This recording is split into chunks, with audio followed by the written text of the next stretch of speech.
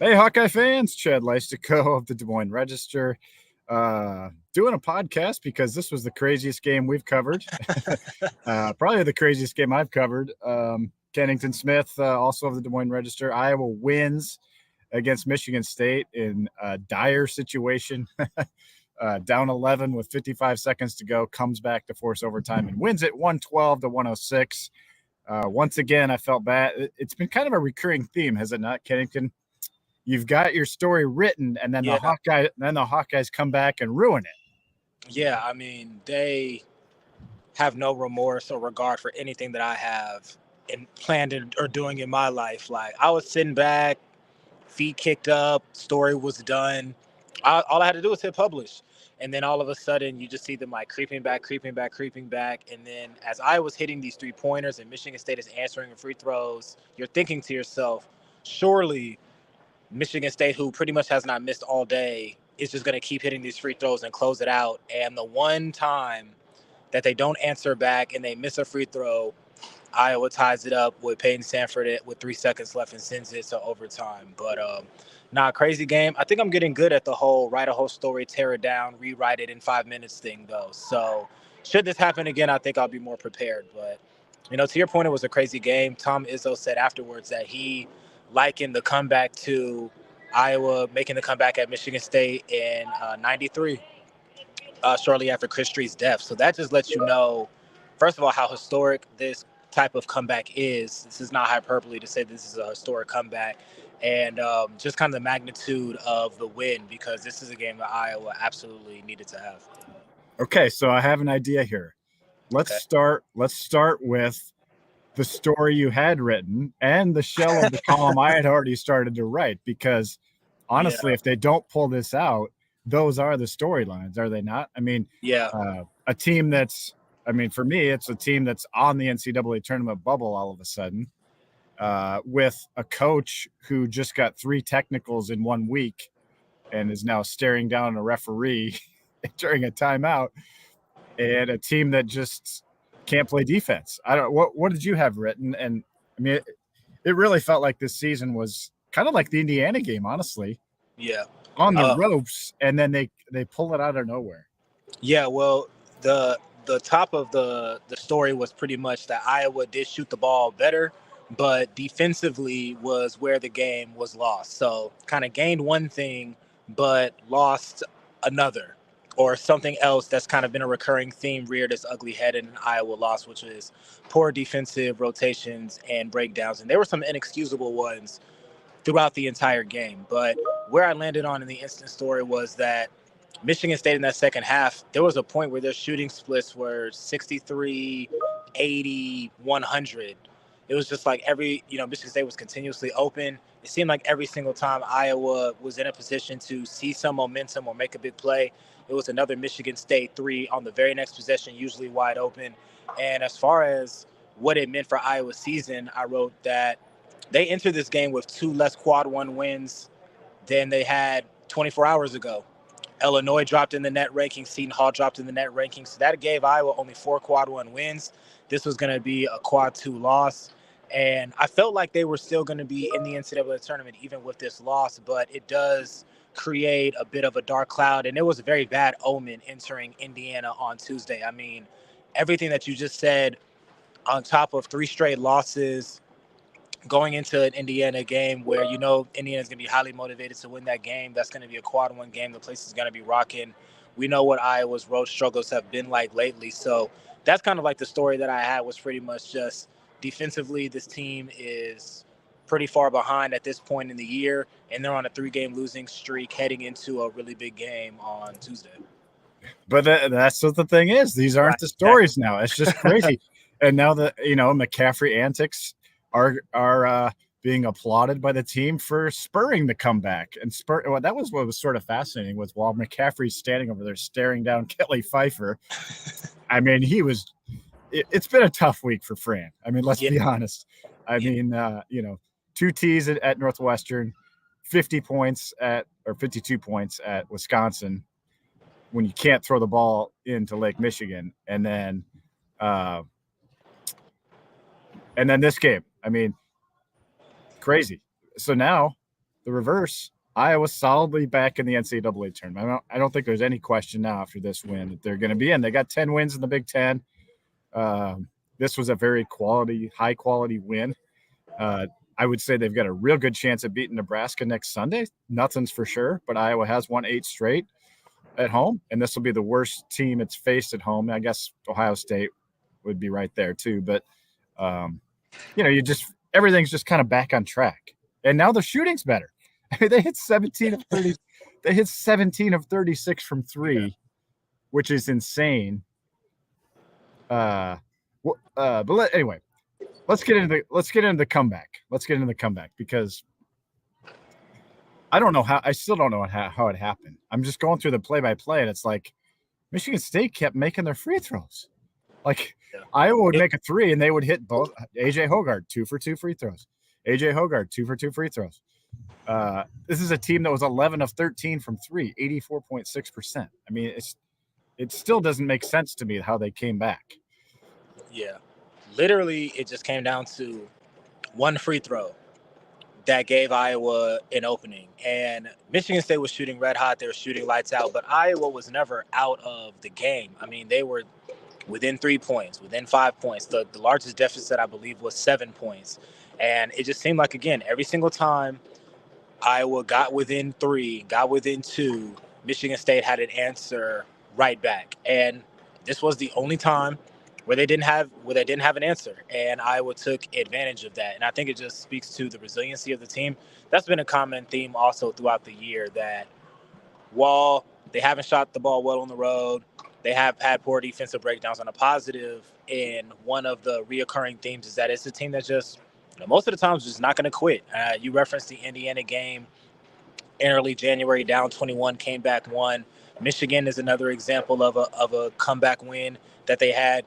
And then you have this afternoon as well. So by and large, this is a team that's not going to quit. And Tony Perkins said that. He said, we're always going to pride ourselves on, playing until the final buzzer, even though he admitted that he thought the game was over himself. Like, he still played hard, but in his, he thought that they weren't going to come back and win. So that's what I'll say about Michigan State. I mean, if you're a Spartan fan, and we had Tom Izzo in the postgame presser, I mean, he was gutted. Let me just read these numbers to you. 106 points, 59% from the field, 73% from the three-point line, 86% from the free throw line. Yeah.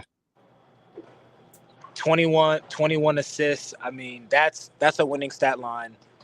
99.9% of the time in college. You're scoring 106 points in college. You're supposed to win. Most of the time you're winning running away. And you just got to give credit to Iowa for not quitting, staying with it, and executing the way that they did down the stretch. 17 threes is impressive, but it's even more impressive when you consider that Michigan State is the best team in the Big Ten at defending the 3.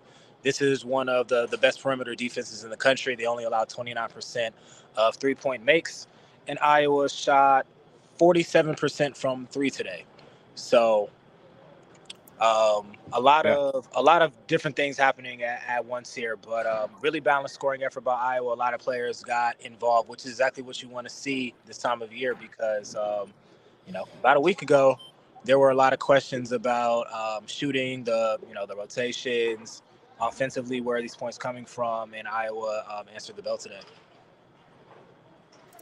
Yeah, I'm actually really excited to rewatch this game, because the end of this game, because it is a blur, and we've gone through the play-by-play, but here's kind of the blow-by-blow with Iowa down 96 to 86 with 39 seconds left. I mean, it's still down 10 with 39 to go. Connor hits a 3, and then they get that travel by Malik Hall. That was the other big factor. They get the travel on the press. Chris Murray connects from 3 with 32 seconds left, and all of a sudden it's 96-92. And I wrote in my column, that was the first time I felt like the Carver crowd really believed, because it was still pretty like resigned, and there was a lot of people gone already. And then that happened. And then again, Michigan State, 2 free throws. I want to give credit to Patrick McCaffrey. I know he's been kind of beaten up in the fan base the last couple games, just because his stat line hasn't been there. But he delivered a huge 3-pointer at the top of the key. They don't get that 3. That this game's over. That cuts it to 98-95. Again, 2 for 2 free throws. Connor comes down, hits a 3. Then you get the 1 for 2 free throw and the Peyton Sanford 3, which he had a great quote. He said, I knew it was going in as soon as they missed the free throw. That guy just has so much confidence. Yeah. And he's just so positive, too. He's positive and he's confident.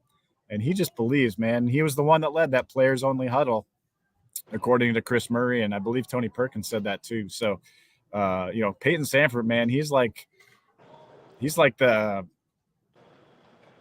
fire starter, in terms of emotional, let's go, guys, stay positive and stay with it. And you got to give them credit. They've pulled 3 home wins out of nowhere this year. Largely thanks to Sanford, honestly. Yeah. I mean, he's looking like an emerging star, and I don't want to get too far ahead. Obviously, there's a lot of season left, but you think about where Iowa's team is going to be at next year and what that roster is going to look like. There's been a lot of great players who have been leading these teams over the last few years. National Player of the Year, Big Ten Player of the Year level players, Luka Garza, Keegan Murray, Chris Murray. They're losing Chris Murray, Philip Rocha, Connor McCaffrey next year, and I'm sure there's conversations in the within the fan base in the back of their minds, like who's going to be the guy that's going to lead Iowa going into next year. And Payne Sanford has to be, at the top of that list when you think about the clutch performances that he had, the leadership ability that he showed, entering into Big Ten play, and performances like this. And I want to go back to Patrick for a second. He led the team in plus minus today, if you subscribe to that metric, plus 10. So 23 minutes, 7 points, 4 rebounds. Team high, like I said, plus 10. Played well today. Provided a spark, and 7-man rotation again for Fran. He's relying on his veteran players. Josh Dix had 7 minutes in this game, but by and large it was Fran's 7 vets who played throughout the game and sparked this comeback. Yeah, and let's go to overtime. We haven't even talked about overtime. I mean, getting to the extra 5 minutes. They did that against Wisconsin in miraculous fashion, and they actually lost that game. Got to overtime against Michigan, did win that game. And then this one started with the tip, right? That was kind of a funny little thing in the postgame. I didn't write about it, but it's in the video, so watch the Chris Murray video. Fran McCaffrey, he said Fran McCaffrey was like yelling into his ear to win the, GD tip and to start overtime. And Fran McCaffrey said that was huge. They wanted the ball first. And Chris had said, Chris is kind of amusing sometimes. He's like, I haven't won a tip in a month, and I really don't think he has. Every time Iowa loses the opening tip. that's something worth charting. Like that's something that you go back and think about. Like, okay, when was the last time he won a tip? What is his win ratio this year on opening tips? But to his point, I mean, he not only won the tip, but he went down, posted somebody up, drew a foul immediately, made both free throws.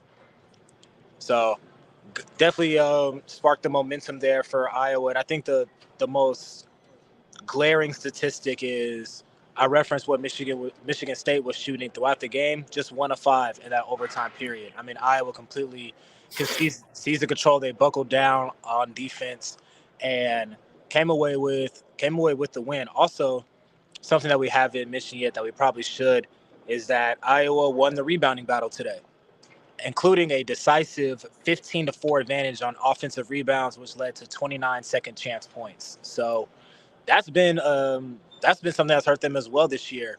They've missed a lot of shots on the road. There haven't been many games where they went and got those misses back and turned those into more points. But today was an example of that. And without that strong rebounding effort, they wouldn't have won. I know that the 3-point shooting and all that is going to take center stage, but that is a really big statistic that they hit today and led to a win.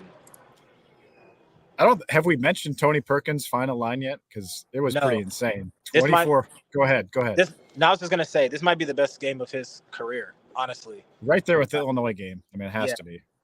24 points, a game high, 9 rebounds, 6 assists, and 3 steals. And he was huge in overtime. I mean, he scored Iowa's final 6 points. That game was completely in doubt to the end. His final 6 points, he gets the poke away steal to Chris Murray, and he said, "I knew Chris was going to miss it," so he followed up and trailed and dunked it home. Really athletic play. And then the next time down, Chris Murray posted up, and about 25 seconds left in the game. I'll look at the exact time here, but 19 seconds. I'm sorry, 26 seconds left. And Perkins said, he told us in the press conference that Tyson Walker hadn't been blocking him out all game long, he said. And so Philip Rebracha had fouled out. And so Tony told Chris, "I'm just going to go to the rim because he's not blocking me out." And that's exactly what happened. He tips the ball in. Again, 5 rebounds on offense for Tony. Tom Izzo was just beside himself about the defensive rebound. Yeah. He slammed the table twice. And he also said piss poor coaching. So he was really upset. And you got to give Perkins credit. And then Perkins cans 2 free throws to clinch it. So 112-106 the final margin with Tony scoring those last 6. Outstanding game for him. And then he hobbles. I mean, he looks like an old man hobbling out of these games. I don't know how he does this after every game. Yeah. Like he's literally limping after every game. He plays hard though. And I thought even going back to the Wisconsin game, even though he didn't necessarily play well in that game, he was playing hard throughout the game. He played at a level of effort that was not matched by many players on the team in that game, and he continued that in this one. So that's one thing I will say about Tony. Most of the time, like even if his statistics and all of that aren't there, he's going to play with a lot of effort. So maybe we should give him a pass for how much he limps after games because he's leaving it all out. Oh yeah, for sure. Yeah, no question about it. Should we do some 3-word headlines? I know Connor McCaffrey had one for me. Which was? I guess Chad, come on. Okay. I'll throw one out there. Freezing cold takes. For those who don't know that page, Freezing Cold Takes, go look that up on Twitter. They retweeted Chad, who said that the game was over with 2 minutes to go after the Fran Tech. So that's my submission for today. Yeah, it was funny because as I was leaving the press room very slowly with my boot on, Connor yelled at me, and he's like, he goes, Chad. He goes, I just retweeted you. Come on, man. And he was having a good time with it. And then we kind of talked privately for a couple of minutes, and he basically said, "Yeah, we were toast." I have no idea how we came back. So anyway, if everybody out there who's saying like, "Oh, you idiot," like if you actually believed I was going to come back, I give you a lot of credit because it was over. Yeah, it was over, and every NCAA, every metric would tell you it was, but especially after the T. Right. But Iowa did it, man. They've done this. So maybe I should have believed. But nonetheless, it doesn't change. Everything we report afterwards. It's all unbiased, objective or whatever. It's just, you call it like you see it when you're a columnist, and I thought it was over. So yeah, I mean, Tony Perkins thought it was over. Connor said they were toast. Probably the only people who really believe were like Peyton, Sanford, and Chris Murray said he never had any doubt either. So I'll probably throw Fran in there too. Those are probably the only 3 people amongst 15,000 that thought Iowa was winning today. So I'm on my phone, so I can't go through Twitter. So I'll let you carry the 3-word headlines. I can do. Mitch Fick gave us the first one unintentionally. Said the stare down spark. Yeah. And Roger Wetlaufer replied to that, "Don't leave early." It was funny. One of the players, I can't remember who it was asked, like, "Did you notice the fans leaving?" And he goes, "No, but I noticed them coming back." That might have been Tony. It was either him or Peyton. Him or Peyton. Yeah. One from from John Miller, who probably had the best one of the day. Stairway to Heaven, which stair is in all caps. So shout out to him. He got a lot of love for that one. That was a really clever one. Yeah, that is good. I'm sorry. I'm struggling to find my initial tweet here. One sec.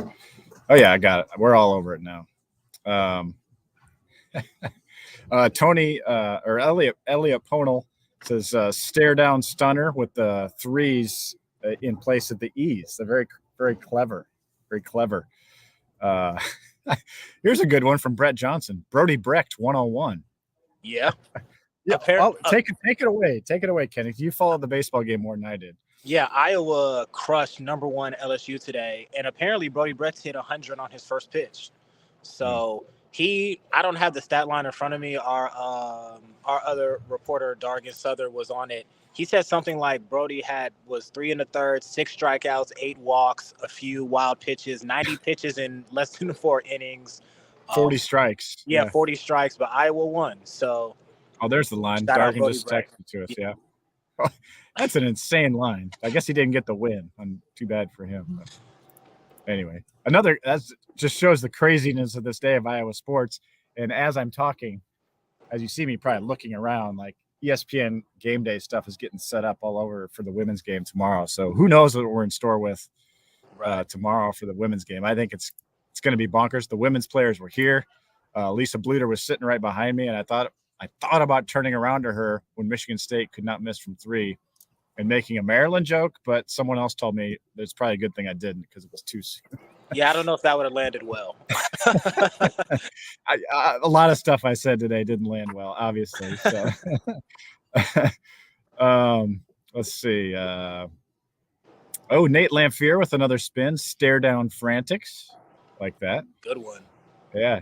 D. Schrock, never say die.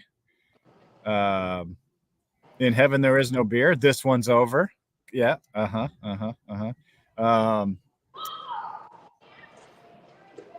see if I can find one more good one.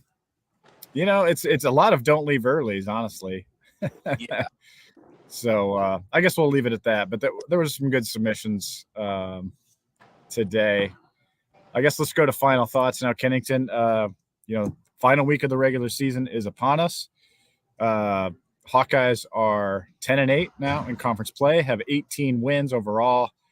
I think they got to get to one more, I think, get you safely in the tournament. And I think you still want to be playing for seeds. So the more wins, the better. If they can climb to the 7, climb to the 6 line in the NCAA tournament.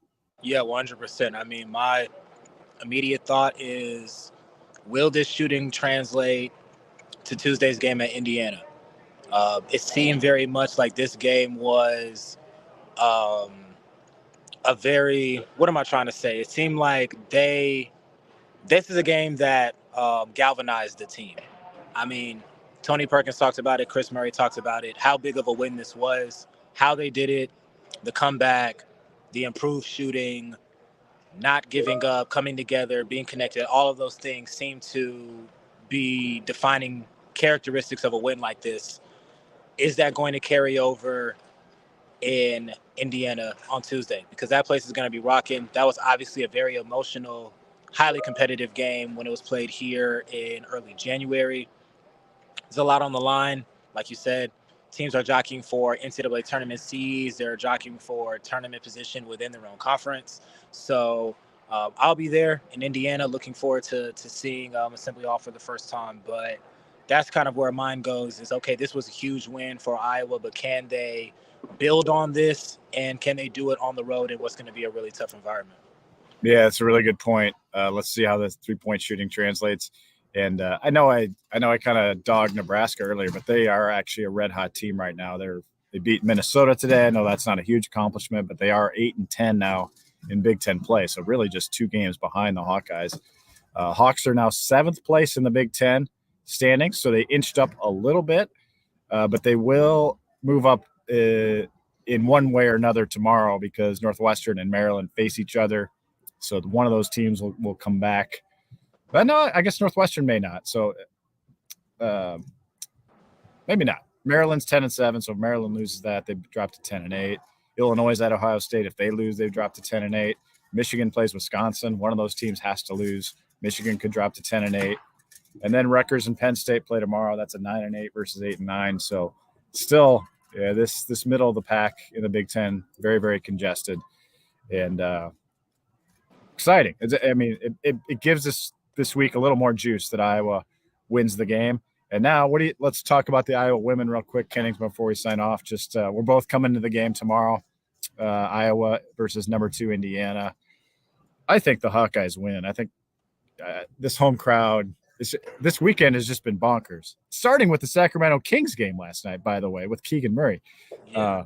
What was that score? 175? 176, 175. Hey, the Kings are like almost in second place in the Western Conference, which if you follow the NBA, you know how crazy that is. If you don't follow the NBA, the Kings have not made the playoffs in 16 years, and they are going to make it this year, barring an epic collapse. And they could be as high as the number 2 seed in the Western Conference. So is it the Keegan Murray effect? I'm not saying that it is, but I'm not saying that either. So what do you think on the women's game tomorrow? I mean, I just think this crowd's going to be crazy, and Indiana's really good, but I just see a team that's going to come out after the Maryland loss. You wrote the game story off the Maryland game. That's just going to be livid, and Indiana could be running into a buzzsaw. We'll see, but I just have a feeling this is going to be a good weekend for the Hawkeyes. Yeah, I mean, that's kind of my thought about this game as well. That Maryland loss was so deflating for a number of reasons. Obviously, the main one is this game could have been for the Big Ten championship, or a share of the Big Ten championship, I should say, and it's not. So the game loses a little bit of juice in that regard. But listening to Lisa Bluter after that Maryland game, she was not happy. Obviously, with the effort defensively, with how they played offensively, not playing their game, not playing to their pace. And it very much reminded me of the North Carolina State loss earlier this year, the level of disappointment that she expressed and level of frustration, and how Iowa responded after that loss, going on the run that they did, which included a few really big wins, including Michigan and Ohio State. So I think the same thing is in the cards for the Iowa women tomorrow. I expect them to get the win. College game day is here. What a credible opportunity it is for Caitlin Clark to continue to advance her Player of the Year agenda. College game day is here. The center of the women's basketball world is going to be here in Iowa City. I expect Caitlin Clark to rise to the occasion and for Iowa to get the win and end the season on a high note. And big game still, even though the Big Ten title is not on the line, Iowa has to win to get the number 2 seed because Maryland is also 14-3. So yep. Have to win this game for conference tournament seeding as well, but I think Iowa's gonna win the game. And NCAA seeding, because if Iowa finishes second in the Big Ten, they probably win that tie with Maryland, at least for the time being. I guess the Big Ten tournament could have a factor, but this starts a huge week for the Iowa women because that Big Ten tournament for them starts Friday in Minneapolis. So with that, I'll say goodbye for Chad Leistikow, Kennington Smith. I'll take us out. So long. Thanks for joining us on this Hawk Central YouTube podcast, and we'll be with you next week for another busy week of Hawkeye Hoops. Take care, everyone.